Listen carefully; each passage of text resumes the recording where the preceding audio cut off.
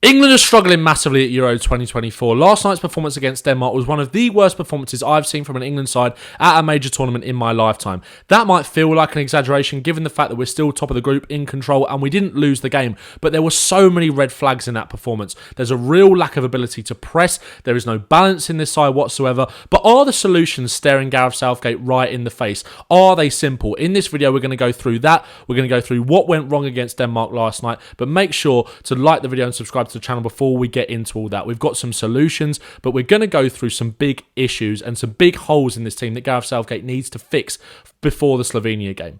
There are massive, massive issues in this team.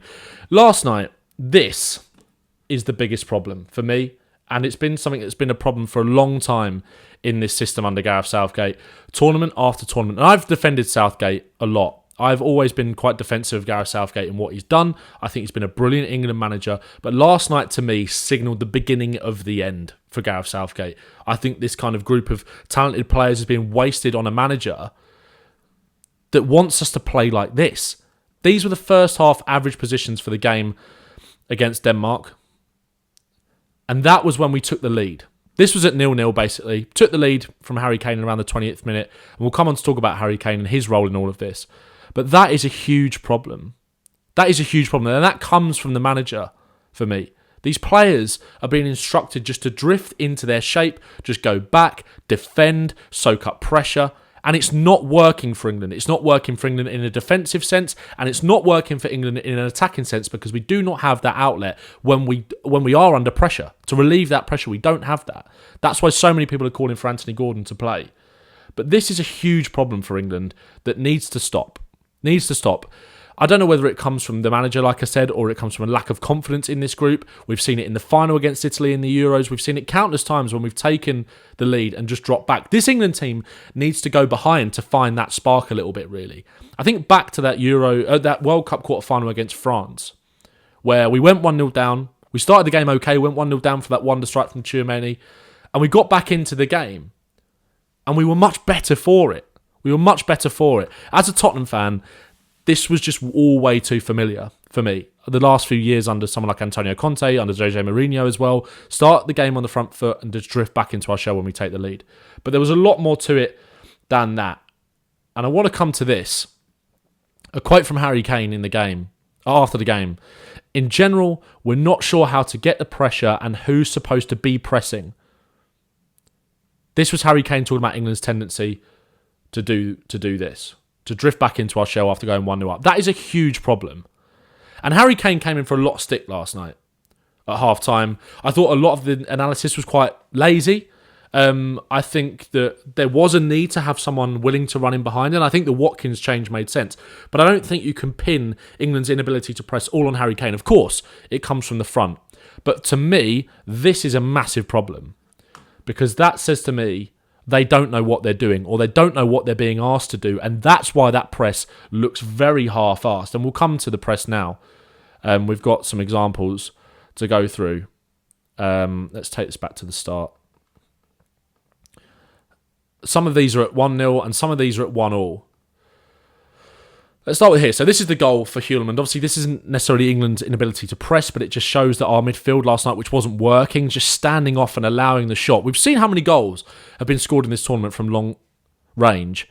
And that was another one from Hulaman last night.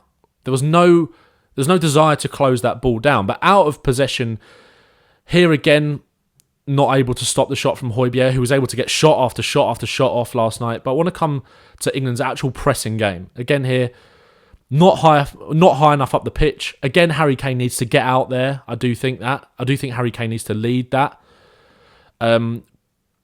Again, here, you've got three players around him not putting any pressure, and I think that's Eriksen there on the ball. And this was all at 1-0. Again there, too much time on the ball for someone like Højbjerg. Saka needs to be the one who's starting the press. And again, Bellingham's not getting out quick enough there. We're just too comfortable dropping into our shape and not taking enough risks out of possession. Again there, this is at 1-1. This is a half-assed bit of pressing from Kane and Bellingham, which then leads to the ball coming out here to, I think this is Joachim Andersen. And he's just able to play that pass easy there into Hulaman. This one here we actually do force the ball back to Kasper Schmeichel. But again, it's jogging from Kane and Bellingham there. And then when it actually does go back to Schmeichel, not quick enough to close it down. And when you compare that to what Denmark were doing yesterday, and we'll come to Denmark now, and their average positions, because we showed England's average positions when we went 1-0 down, and how that, or when we went 1-0 up, and how that contrasted with, or 0-0 compared to when we took the lead and how we dropped off. Look at Denmark here. I highlighted this before the game. I thought Denmark would be an issue for us in terms of how high up they press. That midfield has got such an engine to it with Hjulmand, Eriksen and Højbjerg. Look here, you've got Eriksen, you've got Højlund, and you've got Jonas Vind there. All high, pressing high, working hard. And you compare that to England, just way too comfortable in our shape and just asking for trouble, because there were so many examples, which I haven't actually got, of when Jordan Pickford would have the ball and England would try and play out from the back, and they'd force us to chip it into midfield. And ultimately, the ball would end up coming back, because when we lose the ball high up the pitch, our pressing game was not good enough. It was disjointed, and it was really, really poor. Really, really poor. I want to talk about Phil Foden last night, because Phil Foden is a man that's come under a lot of pressure and a lot of stick, and his role in this team has been questioned. I come back to what I said at the start about this lack of balance. I think Foden being on the left-hand side does have a part to play in that, in terms of how imbalanced this side is. But I actually thought Phil Foden did a lot well last night. Phil Foden is clearly allowed. Let's go back to his sort of average position last night as well, actually. And one thing I want to highlight, actually, before we do that, is we know, we watched the game with our eyes in terms of how England dropped off and how Denmark were able to wrestle control. But you can see the attacking momentum bar there. There's the goal for England. And then comes the wave of pressure from Denmark all the way up until half-time, because we drop off into our shape. Again, we had a little bit of control in the second half. We had a few chances, which I'm going to come to in a second with Foden. And then throughout the game, it's kind of Denmark trying to wrestle control back, and that's exactly what they did, and they looked the more threatening side. But let's talk about Phil Foden. If we can bring up his numbers here. It was a lot better from Foden, a lot better. It did hold that width on that left-hand side when he was needed to. The lack of Luke Shaw in this team is a massive problem, which we'll come on to. But I thought Foden did okay. And I think if we do have Shaw in this side, that lack of balance isn't there. I think Foden will be allowed to play this position. I think it'll work a lot more. Foden had so many chances last night, hitting the post, having the one that was curled over the bar. He looked great. I thought Foden was a real bright spark, especially in that first half. 90% pass accuracy, hit the woodwork once as well. Was pretty good, Foden, yesterday. But again, in terms of the system, he does have a part to play in that lack of balance. But I do think Luke Shaw coming back into the team solves that. But we'll move on to Foden individually now. Here, this chance here where he's able to pick the ball up on the edge of the box. He's able to beat the man, commit him, and fire a shot over the bar. He's a little bit off balance when he takes it, but that's what you want from Phil Foden, getting into those positions and committing defenders. Again, here, this is the one where he hits the post. This comes from him drifting out from that left-hand side into these pockets. This works. I think this diamond of Kane, Bellingham, Saka and Foden does work for England in an attacking sense a lot, because you've got a player in Phil Foden that can produce moments just like that. And that's exactly what he very nearly did. And I actually envisioned him scoring a goal similar to this before the game. I thought there was a goal that he scored for Manchester City against Everton last season where he drifted over into this pocket of space, was able to bring the ball inside here, get the shot off, and it hits the post. This is what you want to see from Phil Foden as well, because he's come off the left-hand side there, drifted in, he's asking for the ball. There were so many times in that Serbia game where he was asking for the ball and didn't get it. And he was being brave. I didn't think Saka and Bellingham and Kane were being brave enough in terms of asking for the ball, but Foden was yesterday. Picks the ball up.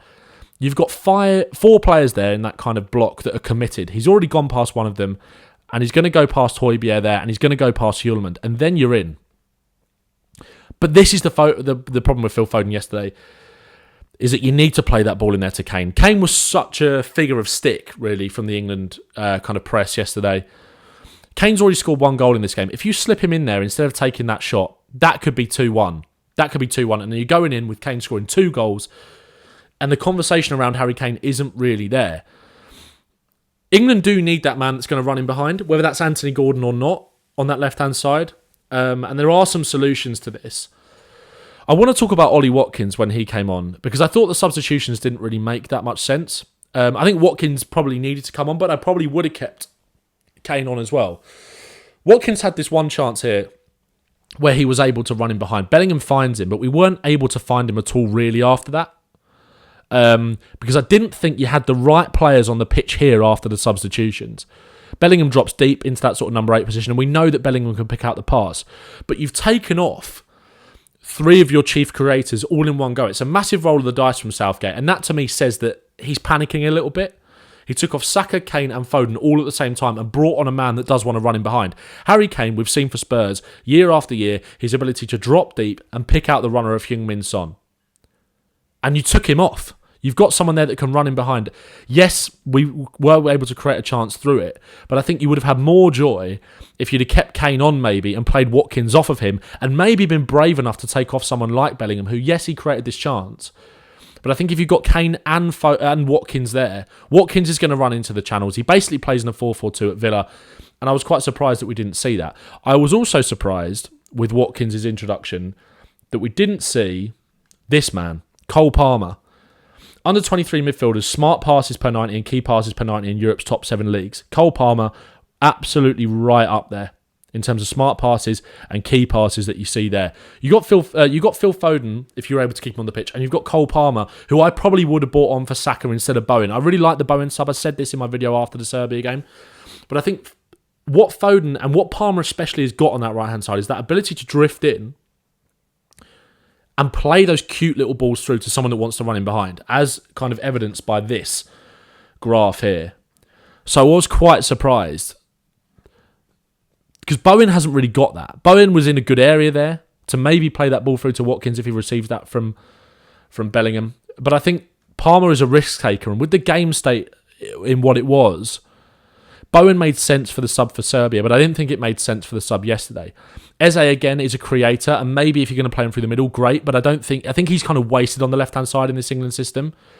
I think if you play him on the left-hand side in a more attacking setup, at someone like Spurs or like Crystal Palace, the way they want to play, I think it works, but I think this is where you maybe have to bring Gordon on that left-hand side instead. I would have kept Foden on the pitch, and I probably would have kept Kane on the pitch with Watkins on it and brought Palmer on for Saka, and then maybe change it later. I think he rolled too many dices at once, really. Let's go to some solutions then, because I think this is what Gareth Southgate is probably going to do. Gallagher came on in around 53 minutes yesterday. Again, we could sit here for hours and talk about Trent, but I think we don't need to really delve into the data and some examples of why that didn't work, because I just think we all know that it just didn't work. It's not working anymore, and he needs to change it. I was a big advocate for Trent playing in midfield and trying it there. But I think we need to change it now. There needs to be big changes before the next game. And I think Southgate will probably go with this. I think it probably will go with this. But for me, you either do this and bring Wharton in. I think Adam Wharton holds the keys to a more balanced midfield for England. I really think he does. Or if you're not going to play Adam Wharton, you saw how dangerous Phil Foden could be in those central areas yesterday. You play Foden in the 10, you drop Bellingham back to that box-to-box number 8, you play Anthony Gordon on the left-hand side, and everything all of a sudden looks more balanced. It seems like a very simple fix for Gareth Southgate. I just feel like he's kind of nailed his colours to the mast in terms of trying to get all of the best players on the pitch at the same time, and for that, he's sacrificed the balance of the team. And it's a bit of a problem for me. It's a massive problem, and it's something that he's got to sort out before Tuesday against Slovenia. Because England are through, pretty much, right? That might come back to bite me. We should go through and we should top the group and we should beat Slovenia. But we still need to change it. We can't drift, because you're going to go into this knockout game, the round of 16, against potentially, I think it's maybe a Turkey or a Czech Republic.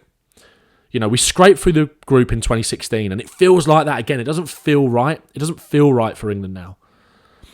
And on their day against another well-organised side like Denmark, like a Turkey maybe, like a Czech Republic, someone like that. Like I said, I'm not exactly sure who we could face, but I'm pretty sure off the top of my head it's one of those, maybe.